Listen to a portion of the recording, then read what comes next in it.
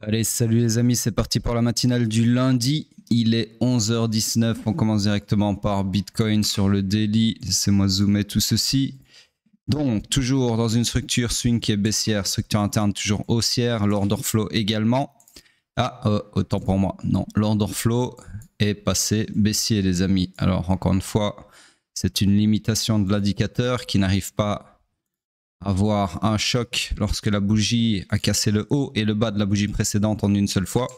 Donc du coup ici, on a fait un plus haut, on a été raclé à la liquidité et puis on vient de choquer à la baisse ici. Donc le vrai point de choc c'est celui-ci, je vais le mettre en jaune, comme ceci, pointillé, ici, tac, voilà. Donc mon vrai, pourquoi ça se met pas en pointillé? Bon c'est pas grave. Le vrai point de choc est ici, donc celui-là il faut l'oublier, d'accord? Du coup, qu'est-ce qu'on a? Je viens de le dire, grappe de liquidité ici, dans le premium d'une structure baissière. Donc du coup, ça c'est très bearish les amis, puisque là on est en train d'avoir un combo. Donc c'est-à-dire que ce scénario-là et ce scénario-là, et tout ceci ne m'intéresse plus, d'accord? Puisque maintenant je suis sur un order flow baissier. Donc techniquement parlant, je suis dans le high pullback qui peut aller jusqu'au low protégé, d'accord? Du swing pullback. Donc je cherche des shorts. Malheureusement pour le moment il n'y a pas de POI, en tout cas pas encore, puisqu'on vient juste de choquer à la baisse. Donc il faudra attendre de voir la bougie de demain si elle laisse du FVG juxtaposé à un supply. D'accord? Et dans ce cas-là on aura un scénario potentiellement pour short. Toujours est-il que là ça reste bien bearish. Donc je le répète, combo ici, d'accord? Pile poil sur l'EQ du range ou dans le premium, hein, ça dépend comment vous le voyez. Donc là, ce qui nous pense le nez, c'est ceci, techniquement parlant, ok, structurellement parlant. Sur ce, on passe sur le H4. Laissez-moi cacher ceci du coup. Hop, hop, hop. Donc le H4 lui aussi, bien bearish, donc toujours dans une structure swing qui elle est haussière. Laissez-moi juste regarder le retracement ici. Ouais, non. Donc du coup, on a agrandi la structure ici sur le nouveau plus haut. Le scénario, alors ça appartient au daily. Hop. Et ça appartient au M15. Hop. Donc, la structure interne, elle, eh bien, elle est toujours haussière. Mais ici, comme sur le daily, on a eu le grappe de liquidité, d'accord? Comme ceci. Suivi d'un retournement de l'order flow à la baisse. La bougie n'est pas clôturée, mais l'order flow demeure. C'est juste qu'on va savoir... enfin, on ne sait pas encore s'il sera sur mèche ou sur corps. Sur ce, dans tous les cas, le scénario haussier est invalidé. On aura presque atteint la target, hein, parce qu'il s'est quand même bien réalisé. L'air de rien, je l'avais tracé ici. Boom, mitigation. On a presque atteint la target. En tout cas, on a fait un nouveau plus haut ici. D'accord? Et au final, si j'avais mis comme d'habitude la target sur le week high, eh bien, on aurait réalisé le scénario puisque ma target aurait été ici. Bon, pour la première fois, je voulais le mettre sur le point de liquidité ici. Donc, il s'est retrouvé là. Et on n'a pas atteint la target. Bref, c'est pas très grave. Sur ce, on cherche des shorts puisque là, structurellement parlant, on est de retour dans le high pullback qui peut aller maximum jusqu'au low protégé que vous voyez qu'on a déjà sweep, d'accord? Donc il y a beaucoup de chances que la structure swing, interne haussière se retourne à la baisse.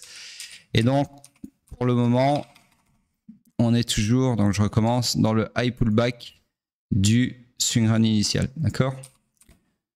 Swing run initial, c'est-à-dire que je vous rappelle qu'après un BOS, on s'attend à quoi? On s'attend à un swing pullback. Donc là, on est toujours dans le swing run initial, sous-entendu, tout ce qu'on est en train de voir là qui s'amorce bearish, c'est potentiellement l'entrée en swing pullback sur le H4, ok?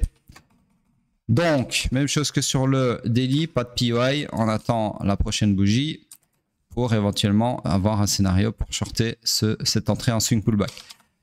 Sur ce, tout passe bearish, hein, comme par hasard, juste avant le FOMC.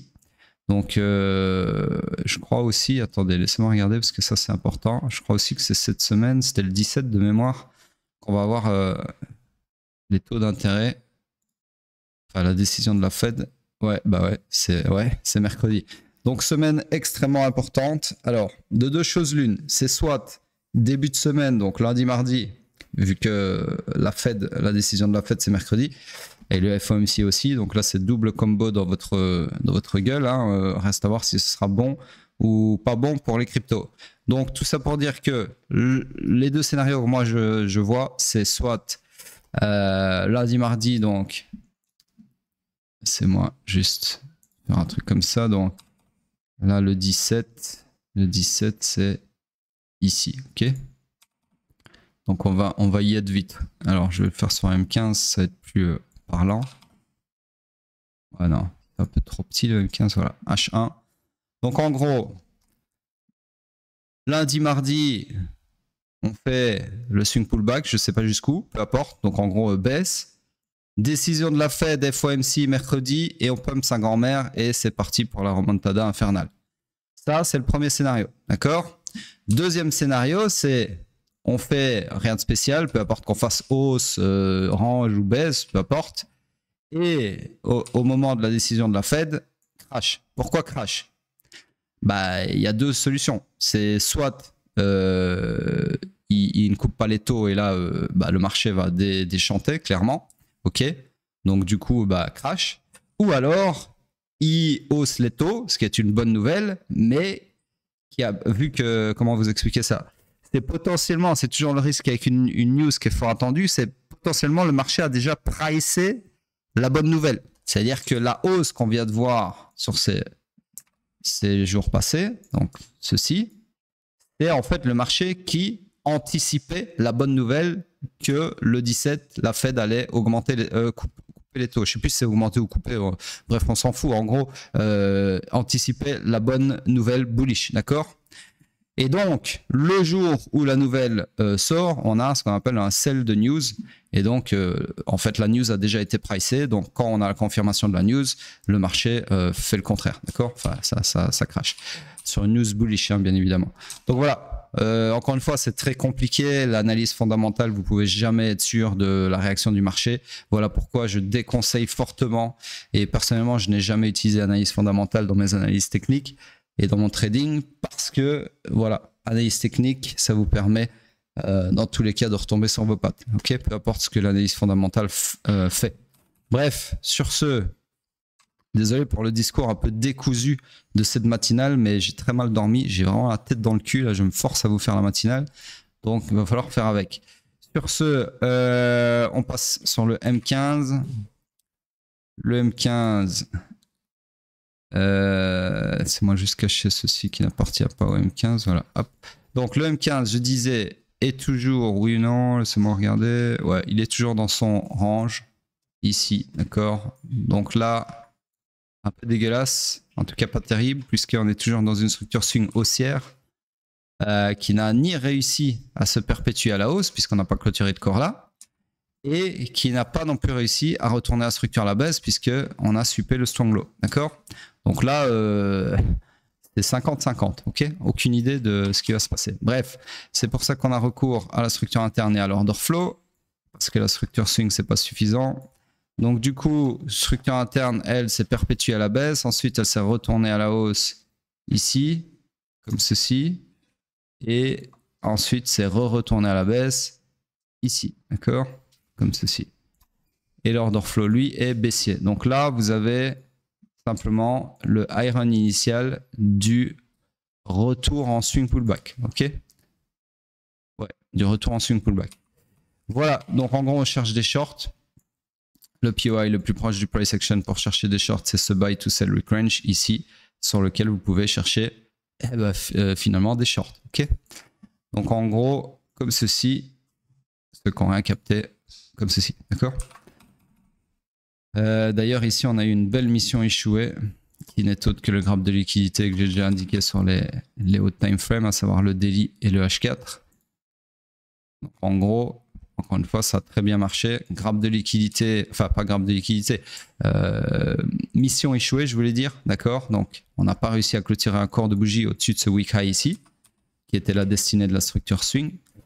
Et donc, la jambe fautive, bah, c'est toute celle-ci. Vous voyez qu'on a été punir son lot ici, d'accord? Voilà, sur ce, c'est tout pour Bitcoin. On passe sur Ciel. Alors, je vais accélérer un peu parce que là, c'est vraiment fastidieux pour mon cerveau. En fait, quand je dors mal, moi, j'ai du mal à réfléchir. Hein. Je ne sais pas vous, mais je suis très sensible au manque de sommeil et au manque de qualité de sommeil. Là, c'est même pas que j'ai pas beaucoup dormi, c'est que j'ai mal dormi. Bref, sur ce, donc structure swing baissière, structure interne haussière, order flow baissier. Donc ici, rien ne change. On est toujours dans ce scénario baissier jusqu'à preuve du contraire.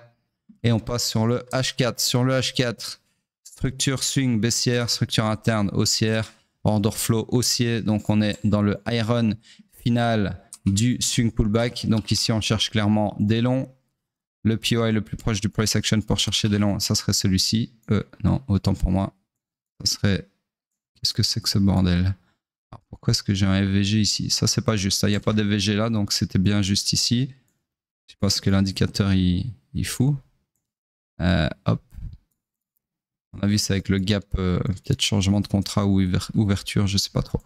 Bref. Ah, quoique. Si. C'est moi qui bug en fait.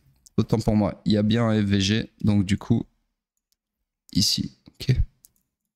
Oui, il y a bien un FVG, c'est la mèche qui m'a induit en erreur. Donc en gros ici, H4 comme ceci. Et donc, scénario le plus probable. Alors je vais targeter ici, je vais vous dire pourquoi. Je vais juste, hop, ceci. Parce que il y a, merde. Putain, décidément. Il y a un supply imbriqué dans l'extrême premium, d'un autre supply daily en jaune, d'accord. Donc ça, c'est déjà en soi une bonne target. Et en plus de ça, ici, vous avez des relative equal high qui font office plus ou moins d'inducement, on va dire ça comme ça, même si c'est très loin du POI. D'inducement, où est-ce que c'est? Top liquidity, ouais, il est là, je le vois pas. Hop, comme ceci, ok. Donc voilà pour le H4, on passe sur le M15. Le M15, lui, c'est moi qui ai acheté ceci, de premier abord. Hop. Donc toujours dans la même structure également, comme ceci. Structure swing haussière, structure interne, on va la mettre à jour. Alors personnellement, je vois un IBOS ici. Ensuite un retournement ici. Donc on est dans une structure interne baissière. Order flow baissier. Donc on est dans le iron final du swing pullback, retour en swing pullback, d'accord. Donc on cherche des shorts. On cherche donc des shorts sur ce POI ici présent, comme ceci. Sauf que si on revient dans ce POI, les shorts ne nous intéresseront plus puisque on repassera sur un order flow haussier ici, d'accord. Donc là on est dans une structure morte où on cherche des shorts, mais il n'y a rien à short. Sur ce, on passe sur hype. Hype. RAS, toujours poulie aligne à la hausse, toujours les deux mêmes scénarios, toujours valide. H4, alors ici, swing haussier, interne toujours haussier, order flow baissier, donc on est dans le high pullback qui peut aller maximum jusqu'au low protégé qu'on a déjà suppé ici, du swing run initial, d'accord. Donc ici, c'est un peu comme sur Bitcoin, on a potentiellement une entrée en swing pullback qui se dessine sur le H4. Sur ce scénario ici, invalidé, malheureusement. Juste vérifier, ouais. À valider, et donc on cherche des shorts. Malheureusement, il n'y a absolument rien à short puisque ici, pas de POI et le POI ici sera, nécessitera un retour d'order flow à la hausse. Donc pour le moment, on cherche des shorts, mais il n'y a rien à short, ok. Donc voilà pour hype. On passe sur Bitcoin en weekly. Après, je vous laisse parce que là, c'est vraiment fastidieux pour moi. Mes fonctions cognitives sont au plus bas. Alors là, quelque chose à dire. On a suppé le haut de la bougie de la semaine passée et vous savez qu'en général, quand on commence une semaine comme ça, c'est pas terrible, d'accord? Pourquoi? Parce qu'ici, on avait commencé la semaine en suppant le bas de la semaine précédente et ça a alimenté un mouvement haussier, d'accord? Et ici, eh ben, c'est le contraire. On a suppé, on commence la semaine en suppant le haut de la bougie de la semaine précédente. Donc, il y a beaucoup de chances qu'on alimente un mouvement baissier. Alors, ça ne veut pas dire qu'on va voir ça. C'est un mouvement baissier tout court. Je ne sais pas de quelle amplitude. Ça peut être juste là. Ça peut être jusque le previous weekly low ici. Ça peut être jusque encore le low ici. Ça peut être la validation du POI. Ça peut être plein de trucs. D'accord? Donc, n'essayez pas de timer l'amplitude des mouvements. Essayez déjà de timer la direction, hein, c'est déjà très bien. Sur ce, donc plutôt bearish là, hein, on va pas se mentir. Alors ce qui m'embête, c'est qu'on n'est pas venu taper dans mon supply, malheureusement. Il reste un petit chouïa de FVG ici, d'accord. Mais bon, pour le moment, vous voyez bien que mon scénario se réalise, d'accord. Donc là, le fait qu'on a récupéré la liquidité du haut de la semaine précédente avant de rentrer dans le supply, ça peut potentiellement vouloir dire que le marché est prêt à se retourner et donc accomplir le deuxième segment de mon scénario sans devoir faire de mitigation de ce supply. D'accord? Et qui est le rebalancement quasi total du FVG ici est suffisant pour le market maker pour pouvoir alimenter son mouvement baissier. Si mouvement baissier il y a, d'accord? Mais pour le moment, je vous rappelle qu'on est en bear market, donc mouvement baissier clairement à privilégier. Ça me ferait bien marrer en tout cas que sur l'annonce de la Fed, on ait une continuation de ce bear market contre toute attente, puisque 99% des gens sur Terre attendent un retour en bull run, ce qui n'est techniquement pas le cas pour le moment. D'accord? Donc voilà. Sur ce, je vous laisse là. Je regarde juste vite fait. Ouais, dominance qui reprend du poil de la bête. Alors, dominance qui nous a fait un beau grab de liquidité, qui a fait une liquidation de la mitigation. Donc ça, c'est plutôt bullish, malheureusement pour les alts. Donc, down liquidity, hop, comme ceci. Ok. Donc là, potentiellement, ça peut alimenter ça. Ou pas. Et Ethereum contre Bitcoin, bah lui, forcément, il repique du nez. Donc, potentiellement, aller faire une mitigation, si j'y arrive. Voilà. Une mitigation, je vous rappelle que ces 3 mitigations-là sont toujours d'actualité. Les 3 scénarios sont toujours d'actualité. D'accord? Target super ambitieuse, je vous l'accorde, mais voilà. Sur ce, c'est tout pour cette matinale. Et je vous dis à plus tard.